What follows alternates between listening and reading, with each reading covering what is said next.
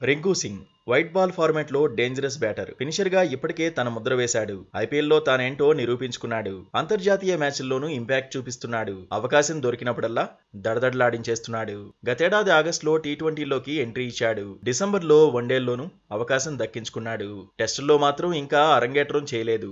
సాధారణంగా రింకు సింగ్ అనగానే white ball format కే suit అవుతాడు అనే మాటలు వినిపిస్తాయి. కానీ మాజీ బ్యాటింగ్ కోచ్ విక్రమ్ రాథోడ్ మాత్రం యువ ప్లేయర్ కు మద్దతుగా నిలిచాడు. టెస్టులకు కూడా రింకు సింగ్ సూట్ అవుతాడని చెప్పేశాడు.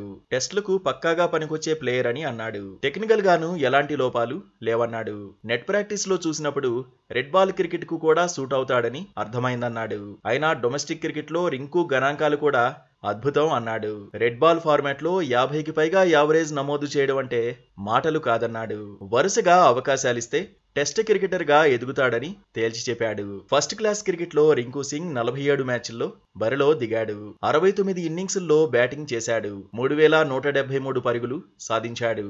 163 పరుగులతో నాటౌట్ గా ఉండడమే best score. First class cricket లో 7 సెంచరీలు కొట్టాడు.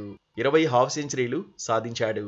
54.70 యావరేజ్ ను నమోదు చేశాడు. ఫస్ట్ క్లాస్ క్రికెట్ లో 11 సార్లు నాటౌట్ గా ఉన్నాడు. అంతర్జాతీయ టీ20లో 20 మ్యాచ్ల్లో బరిలోకి దిగాడు. 416 పరుగులు సాధించాడు. అత్యధిక స్కోర్ 69 పరుగులు. 83.20 యావరేజ్. 176కు పైగా స్ట్రైక్ రేట్ తో పరుగులు చేశాడు. 2 హాఫ్ సెంచరీలు సాధించాడు. ఇప్పటి వరకు 2 వన్డేల్లో బరిలోకి దిగాడు. 55 పరుగులు సాధించాడు. టీ20 వరల్డ్ కప్ లో 15 మందితో ప్రకటించిన జట్టులో చోటు దక్కించుకోలేకపోయాడు.